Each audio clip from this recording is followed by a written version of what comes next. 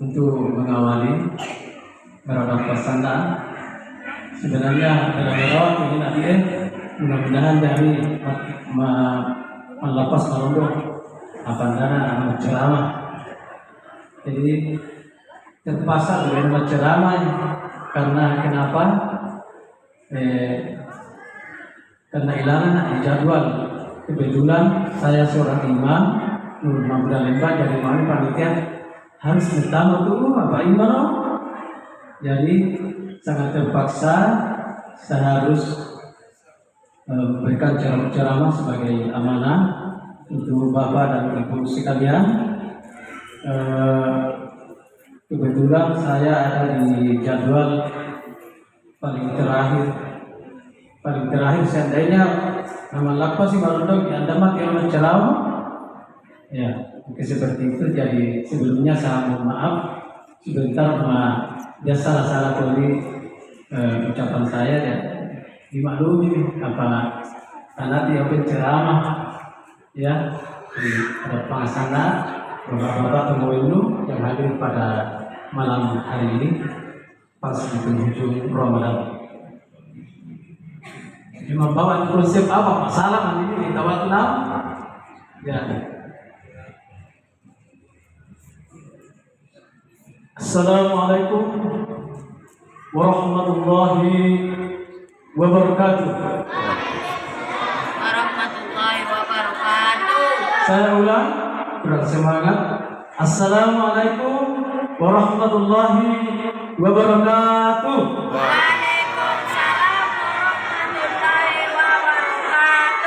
Terima kasih atas sambutannya. Alhamdulillahilladzi anzala al-Qur'ana hudan lin-nasi wa bayyinatin minal huda wal furqan. Asyhadu an la ilaha illallah wa asyhadu anna Muhammadan 'abduhu wa rasuluh. Allahumma shalli ala Sayyidina Muhammad wa ala ali Sayyidina Muhammad. Segala puji bagi Allah Subhanahu wa Ta'ala yang tidak melupakan orang yang mengingatnya. Segala puji bagi Allah yang tidak mengecewakan orang yang berharap kepadanya. Segala puji bagi Allah yang telah membalas kebaikan dengan kebaikan dan membalas keburukan dengan keburukan. Segala puji bagi Allah yang telah memberikan kesempatan, kesehatan, serta umur yang panjang sehingga pada malam hari ini pas di penghujung Ramadan kita masih diberikan kesempatan untuk hadir di tempat yang penuh barakah ini yang sama-sama kita cintai dalam rangka hanya satu tujuan kita kepada Allah, yakni beribadah. Mudah-mudahan amalan-amalan yang kita lakukan mulai dari awal Ramadan hingga sampai saat ini akan insyaallah dinilai oleh Allah Subhanahu wa Ta'ala dengan pahala yang berlipat ganda. Amin ya rabbal alamin. Tak lupa pula kita kirimkan salam dan taslim buat junjungan Nabi Muhammad sallallahu alaihi wasallam bersama keluarga, sahabat, tabi'in dan para pengikutnya yang setia hingga saat ini. Oleh karena beliaulah yang telah mengangkat derajat manusia dari alam kejahiliaan menuju alam yang terang benderang dengan cahaya Islam. Jadi sepatutnya kita bersalawat kepada beliau. Coba kita selalu membasahi bibir kita ini dengan selalu menyebut nama Rasulullah Muhammad SAW. Setidaknya kita bersalawat dengan senandung. Sallallahu ala Muhammad, sallallahu alaihi wasallam, sallallahu ala Muhammad, sallallahu alaihi wasallam.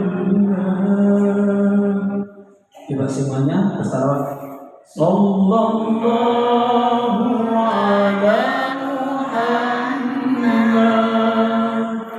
sallallahu alaihi wasallam,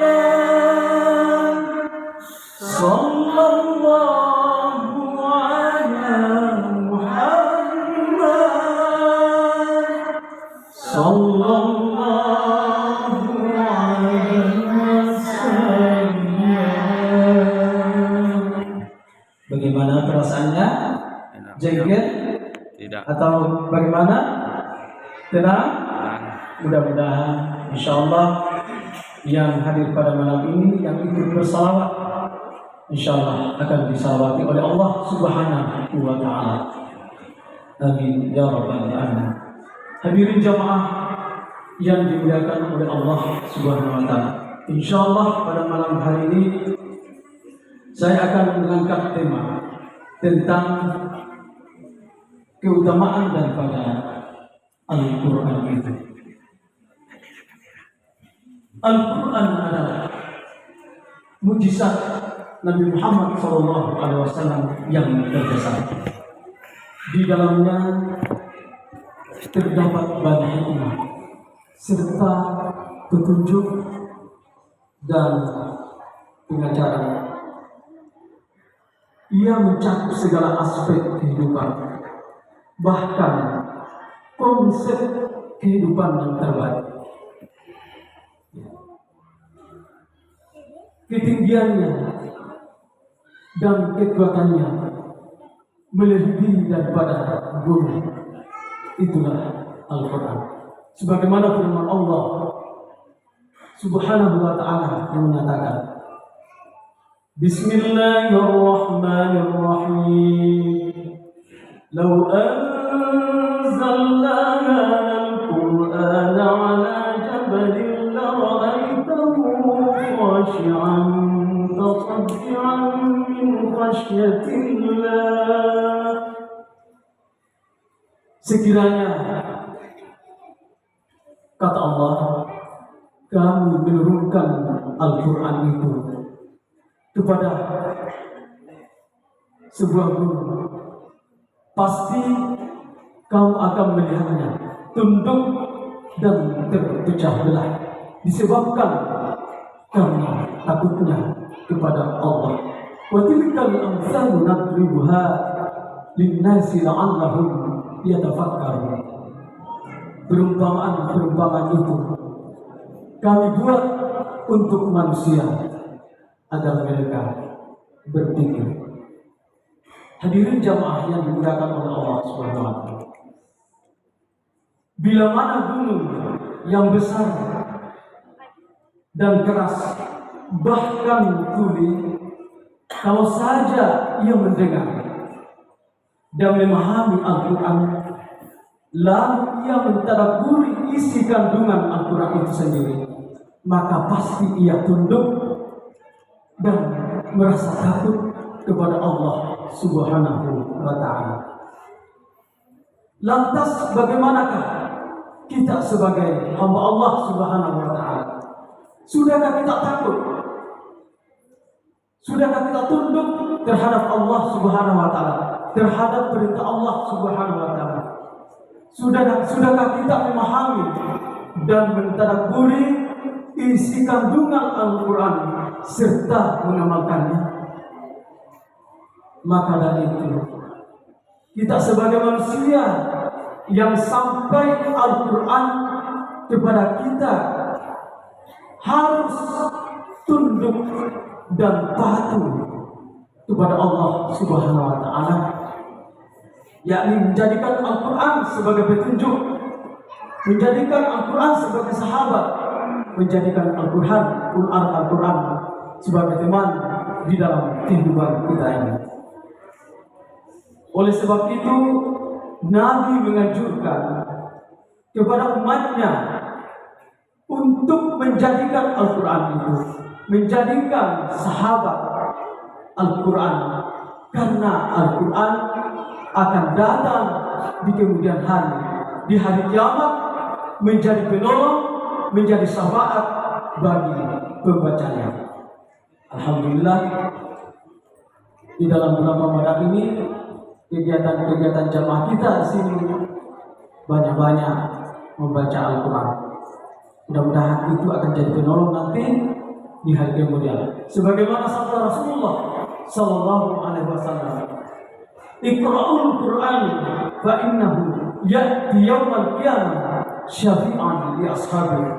Bacalah Al-Quran, karena sesungguhnya Al-Quran itu akan datang di hari kiamat menjumpai para pembacanya untuk diberikan pertolongan dan syafaat di hadapan Allah Subhanahu wa Ta'ala.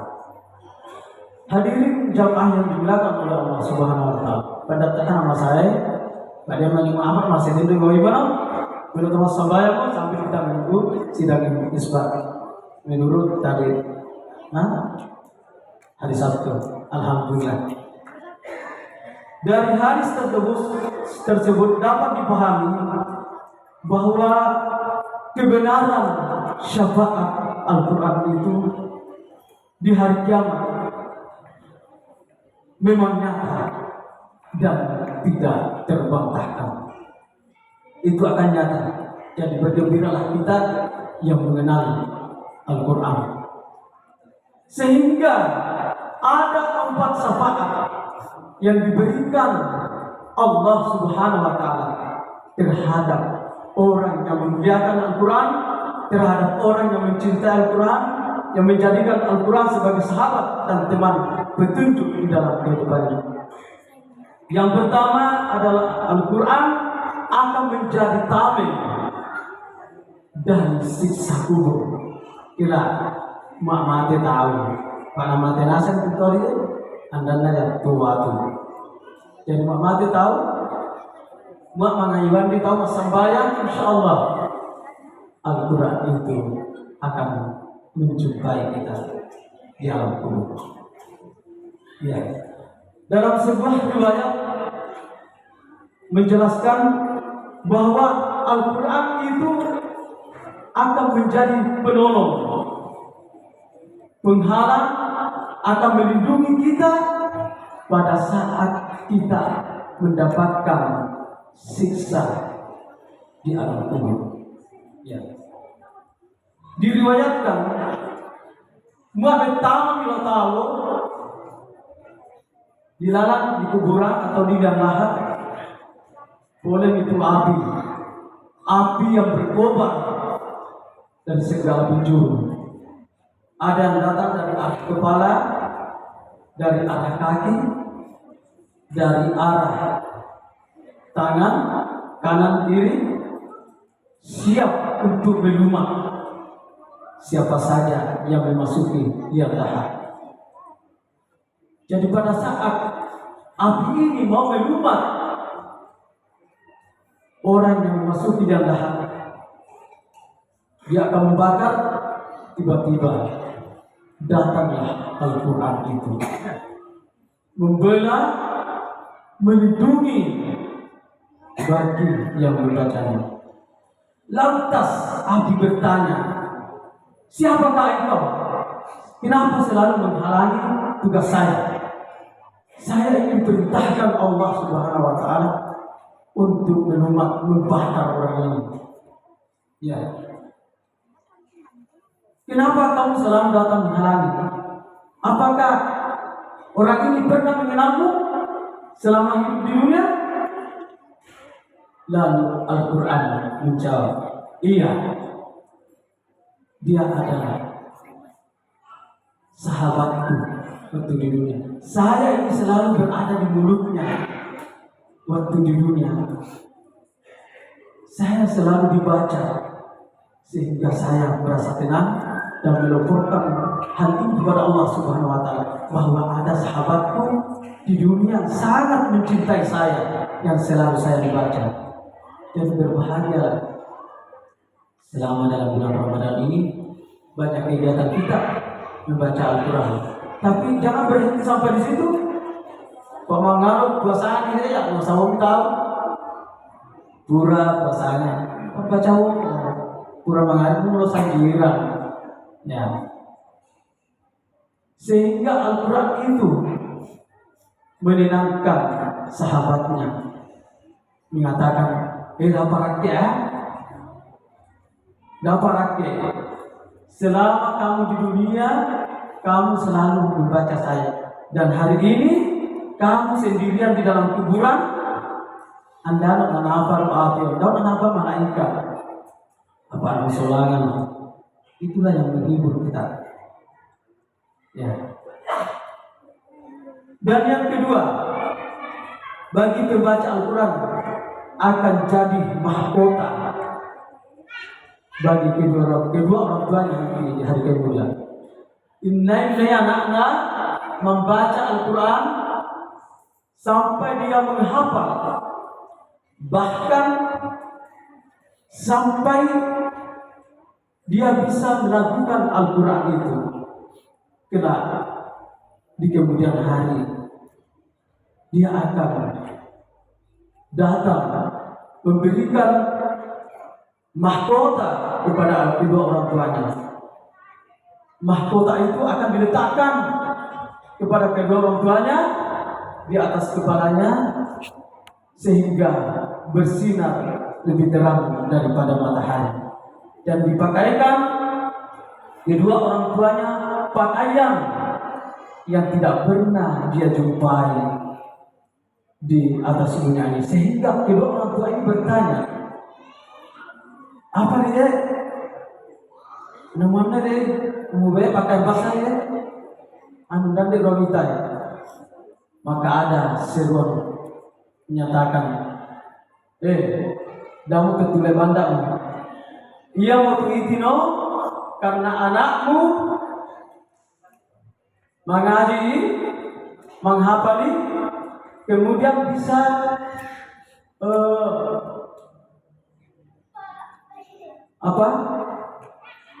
bisa melakukan Al-Quran sehingga orang yang mendengarkan merasa tenang.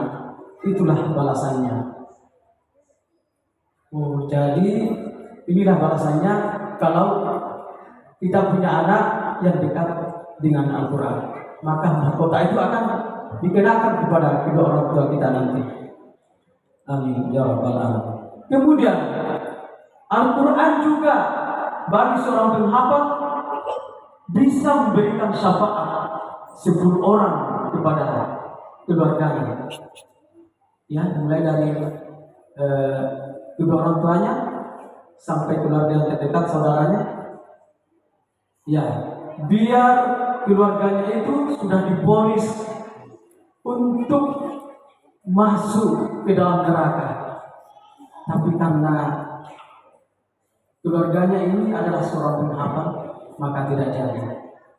Maka dari itu kewajiban kita sebagai kedua orang tua, bisa membaca, mencoba catat, bahwa lalu tomai sam bacaan Al-Quran. Dan bahwa lalu buat salah-salahnya nih, guru salah-salahnya sehingga anak itu salah-salah itu membaca, sehingga dia ceritanya pembusuan yang pernah saya kutip.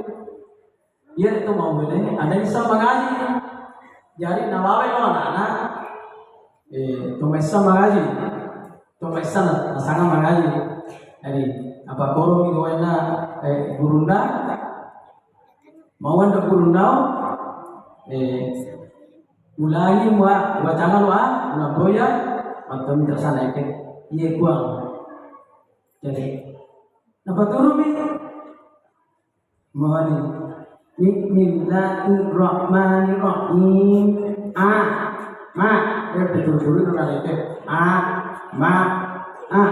Pamila guna, nampak itu nunggu. Mani nampak itu dulu. Anda ini sabe, nah atau tuh mau benda sanggup deh guna. Sanggup ini, jari mana naik boleh lau, diwayanda. Nah patut itu mana? Apa wajahmu lau? Mani iya deh, Indo Nasa coba aja. Apa? Sumping lo Bruno. Jadi hati-hati. Mbak apa lah seorang anak guru. Pintar orang guru apakah salah-salahnya atau bagaimana bukan dari masalah fisiknya, tapi ini masalah pengucapan.